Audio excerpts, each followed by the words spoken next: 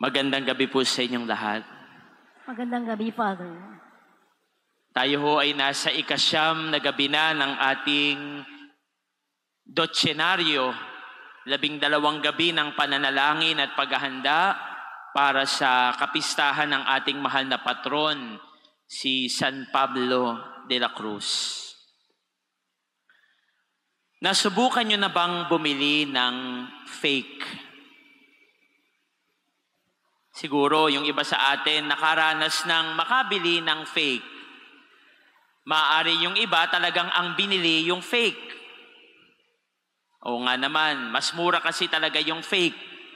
Kaya yun na lang yung pinili mo kaysa yung genuine. Yung na lang class A ang binili mo kaysa yung original. Yung iba sa atin talagang sinadyang bumili ng fake. Oo nga, Father, kasi minsan lang naman gagamitin. Pwede na siguro yung fake. Pero yung iba siguro na fake. Akala original, binayaran ng mahal, pero kamukha-mukha mo ang natanggap, ang nakuha, fake pala. Mahirap nga kasing kilatisin ho yung original sa fake. Minsan talagang parang parehong-pareho na kung wala kang mata para tingnan yung fake versus yung genuine, yung class A versus yung original, pwede kang maloko. Pwede kang mapeke. Yung iba, akala orig, pero peke pala. Mga kapatid, sa panahon ho kasi ngayon, laganap naman talaga na yung fake. Fake yung bag, fake yung sapatos, fake yung cellphone. Maganda sa labas, sabi ko nga, mahirap pagkaibahin sa original, pero di kalaunan makikita natin madaling masira. Peki kasi. Mga kapatid, ganyan din ho yung sabi ng Panginoon. At ganyan yung kanyang babala sa mga Pariseo, sa mga eskriba, sa mga dalubhasa ng kautusan sa ebanghelyo natin ngayong gabi. Yung fake. Fake na kabanalan, fake na relihiyon, at fake na pamumuno. Mukhang maganda, pero walang tibay. Parang totoo, pero wala palang lakas, walang laman. Mga kapatid, 3 fake yung dapat nating tingnan. 3 fake yung dapat nating pakaingatan na hindi tayo maloko at mahulog. 3 fake. Una, yung fake na kabanalan, yung peking kabanalan. Sabi ni San Pablo, sa unang pagbasa, ikaw na humahatol sa iba, hatulan mo rin ang iyong sarili. Yan yung narinig natin sa first reading ngayon. At yan yung paalala ng Panginoon sa mga Pariseo. Sabi niya, kawawa kayo mga Pariseo, ibinibigay ninyo ang ikapu ng yerba buena, ng ruda, ng ibang gulayin, ngunit kinaliligtaan nyo ang katarungan at pag-ibig. Ang peking kabanalan ay ang katauhan nating mapanghusga. Mga kapatid, ang taong peke sa kabanalan, mabilis humusga sa kapwa. Nakatingin sa dumi ng iba, pero hindi nakikita ang sariling bahid.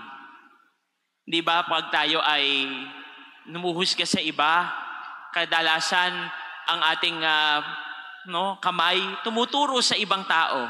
Tinuturo yung pagkakamali ng kapwa, tinuturo yung kasiraan ng iba, tinuturo yung kahinaan ng ibang tao.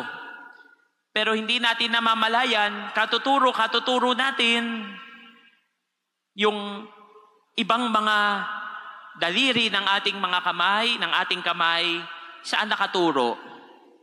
Hindi ba sa atin din?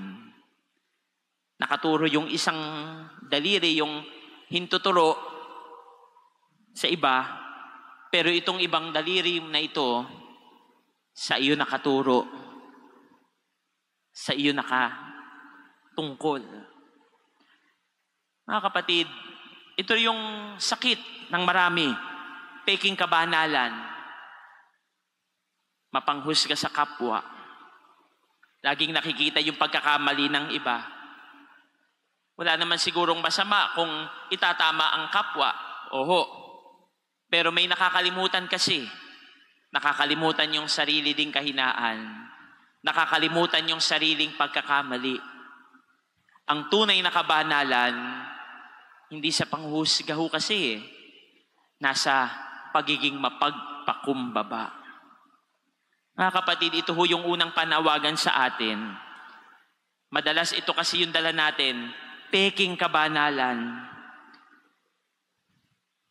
Huwag nating hayaan na malason yung isip at puso natin upang tingnan lang yung kahinaan ng iba.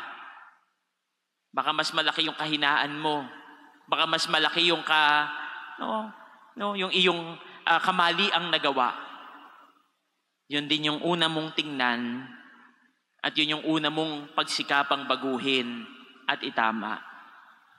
Mga kapatid, yun yung unang paalala ng Panginoon. Peking kabanalan. Pangalawa, peking pananampalataya. Mga kapatid, usong-uso rin ho ngayon, hindi lang yung mga peking pare, peking mga relihiyon. Akala mo, totoo yung paring sinimbahan mo. Ingat ho kayo, may mga peking pari na ngayon. Akala mo, totoong Katoliko yung pinuntahan mong simbahan. Pero ingat din ho tayo, may mga mukhang Katolikong simbahan pero hindi naman pala Katolikon talaga. Napepeki din yung relihiyon. Napepeki ang pananampalataya. At ano ho yung peking pananampalatayang gustong ipaalala din ng Panginoon ngayon na mag-ingat tayo? Yung pananampalatayang naiiwan lang sa seremonyas. Pananampalatayang naiiwan lang sa ritual. Mga kapatid, ako ho ay kumikilos sa liturhiya ng ating diocese. Ako po ang in charge sa worship and liturgy. At siyempre, isa sa mga magandang tingnan natin at laging pagkukunan ng pansin, yung angkop na pagsamba, yung tamang pananamit, yung marapat lang na kilos at daloy ng liturhiya. Pero hindi lang ho yun ang dapat nating pagtuunan ng pansin. Bagamat ang pananampalataya ho natin, punong-puno yan ng ritual. Ang pananampalatayang Katoliko, napakarami nating seremonyas. Meron kang docenaryo, meron tayong nobenaryo pagkatapos pa nito, para naman sa solemn declaration ng Minor Basilica, meron tayong mga prosesyon, meron tayong paghahandog ng krus, meron tayong mga ginagawang mga activities. Marami ho yan. At tama naman ho, yan ho'y maganda. At talagang tunay na nakapagpapabanal. Pero ang peking relihiyon, ang peking pananampalataya, hanggang dun lang. Hanggang dun. Wala nang iba pa. Kaya nga sabi ng Panginoon sa mga Pariseyo, nakakalimutan ninyo ang katarungan at pag-ibig. Nagbibigay kayo sa yerba buena, nagbibigay kayo ng ruda, naghahandog kayo, nagsisimba kayo, nagpuprosesyon kayo, nagnonobina kayo, nagdodotsenaryo kayo, nagdarasal kayo, nag-aalay kayo at naghahandog kayo ng krus. Good. Pero kulang ho iyon. Ang tunay na pananampalataya, nauuwi sa pag-ibig sa kapwa. Ang tunay na relihiyon, itinuturo sa atin ang pag-ibig sa Panginoon. Mga kapatid, naalala ko, nung bumili ako ng peking sapatos, ang ganda-ganda, kala mo original, Nagtipid ho kasi ako kasi ang binili ko yung tigpa 500 lang. Palibasa, 5,000 yung original eh. Ang nabili ko tigpa 500 lang. Pag pinagtabi mo yung peke at yung original, parehong-pareho. Mas matingkad pa nga ho yung kulay ng peke eh. Kaya lang, nung sinuot ko, ang sakit sa paa. Nakatatlong suot pa lang ako, nung nagmimisa ako, pinaltos na ako. No? Nagkakalyo pa. Nagkasugat pa yung paa. Maganda lang pala sa labas. Pero hindi pala maganda sa loob. Ganon din ho yung peking pananampalataya. Maganda sa labas. Pero wala naman palang laman yung loob. Pwede ho kasing mahulog lang din tayo sa mga nakikita natin sa labas. Pero nakakalimutan natin yung mas mahalaga, yung pag-ibig sa kapwa. Pwedeng lagi tayo nagpuprosesyon, pero yung pagpuprosesyon natin, hindi tayo dinadala sa kabutihan. Pwedeng lagi kang nagnonovena, nagro-rosaryo, nagdarasal sa paanan ni San Pablo. Pero pwedeng pag-uwi din natin ng bahay, iba naman yung salita mo. Pwedeng nagbibigay ka, no, sa offering o nag-aalay ka pa, hindi ka nakukontento mag-offer lang sa upuan. Gusto mo yung lumalakad ka at nagmamarcha ka sa gitna, okay din ho yun. Pero maaaring yung kamay mo din na pinang-o-offer mo, kamay na ipinananakit mo rin sa kapwa mo. Kamay na ginagamit mo para sa masamang gawa. Mga kapatid, peking pananampalataya, yan ho yung pinag-iingat din tayo ng Panginoon. Pananampalatayang hanggang seremonyas, ritual, nakalimutan yung pag-ibig sa kapwa. At panghuli, pangatlo, yung peking pamumuno. Sa dulo ng Ebanghelyo, narinig natin yung sabi ng Panginoon, sa aba ninyo, mga dalubhasa sa kautusan, sapagkat ipinapapasa ninyo sa mga tao ang mabibigat na dalahin, ngunit ni daliri ninyo, ayaw niyong igalaw sa pagdadala ng mga iyon. Peking pamumuno. Nagpapabigat, hindi nagpapagaan.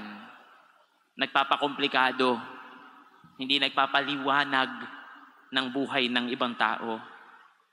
Pwede rin ho yun, namumuno dahil may sariling interest, namumuno sa pamamagitan ng pananakot, ang gusto ay makilala, ang gusto ay sumikat, pero nakalimutan yung paglilingkod, nakalimutan yung tunay na pag-serve.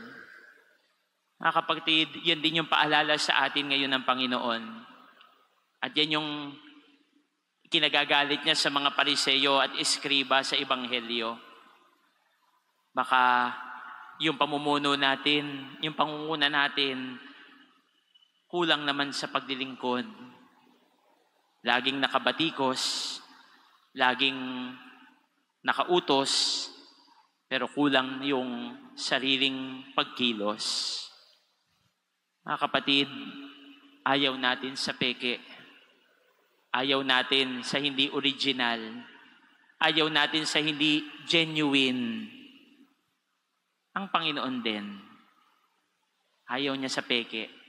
Hindi sa peking sapatos, hindi sa peking damit, hindi sa peking cellphone, sa peking pagkatao, sa peking pananampalataya. Amen.